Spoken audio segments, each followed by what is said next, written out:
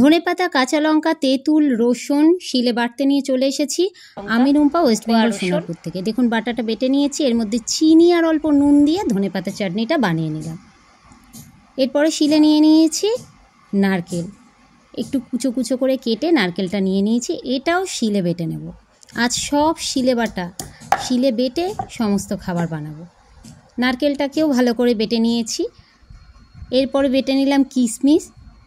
কিশমিশ বাটার পরে আমি কাজু বাদাম গুঁড়ো করে নিয়েছিলাম, তো এর মধ্যে দিয়েছি নারকেল বাটা, কিশমিশ বাটা, কাজু বাদাম বাটা, আর এখন দিচ্ছি টক দই। বেশ প্রায় 2 চামচ, 2.5 চামচের মতো টক দই দেবো আমি। টক দইটা দিলে টেস্টটা আরেকটু ভালো হবে, আর গরমের সময় টক দই খাওয়াও ভালো। তো প্রত্যেকটাই দেখুন কাজু বাদাম গুঁড়ো রয়েছে, কিশমিশ রয়েছে, টক দই রয়েছে, নারকেল বাটা রয়েছে। এর মধ্যে দিয়ে দেবো আমি একটু চিনি, একটু মিঠে রসে করব, তো চিনি দিয়ে দিচ্ছি। আর দিয়ে দেবো একটুখানি নুন স্বাদের জন্য, নুন চিনির ব্যালেন্সের জন্য। এখানে নুনটা দেবো একদম অল্প, আর চিনিটা তো দেখলেন 1.5 চামচের মতো দিয়েছি। দেওয়ার পরে দেখুন আমার নারকেলের যে চাটনিটা বানিয়েছি সেটাও আমার হয়ে গেছে। দুটো চাটনি কিন্তু অসাধারণ খেতে হয়, যেমন নারকেলের চাটনি তেমন ধনেপাতার চাটনি। অবশ্যই এইভাবে বানিয়ে খেয়ে দেখবেন।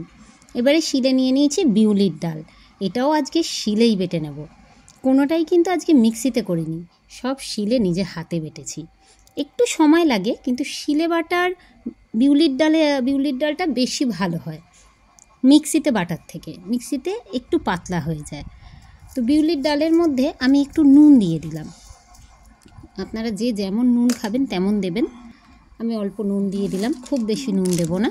এর মধ্যে দিয়ে দেবো, একটু চটপটা বানাবো তার জন্যে একটু গুঁড়ো লঙ্কা দিয়ে দিচ্ছি, একটু জিরের গুঁড়ো দেব, দিয়ে একটু চালের গুঁড়ো দেব, আর সামান্য আমি 3-4 চামচের মতো ময়দা দিয়েছি। সেটা এখানেও আর ভিডিওতে তোলা হয়নি, আপনারা অবশ্যই দেবেন।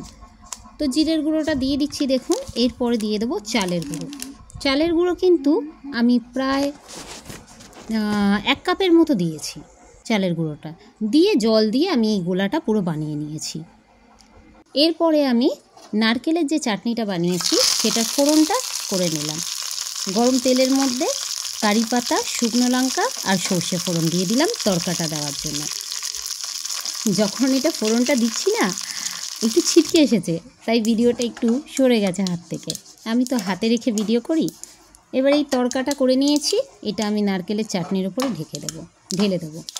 যদি আমার ভিডিওটা আপনাদের ভালো লাগে একটু চ্যানেলটাকে সাবস্ক্রাইব করে দেবেন, পাশে থাকা বেল আইকনটা একটু প্রেস করে দেবেন, আর অল নোটিফিকেশানটা যদি অন করে দেন তাহলে আমার ভিডিও সবার আগে আপনাদের চ্যানেলে চলে যাবে। তো এবারে আমি যেই তড়কাটা দিয়েছি, তড়কাটা আমি নারকেলের চাটনির উপরে পুরো দিয়ে দিলাম।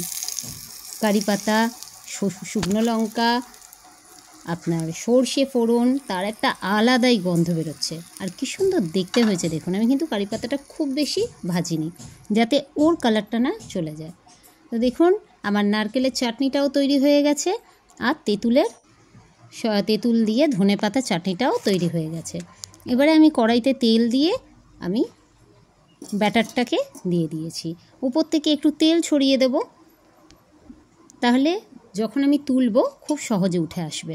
বিউলির ডাল রয়েছে, চালের গুঁড়ো রয়েছে, সমস্ত কিছু রয়েছে, ময়দা রয়েছে, তো উঠে আসবেই, কোনো অসুবিধা হবে না।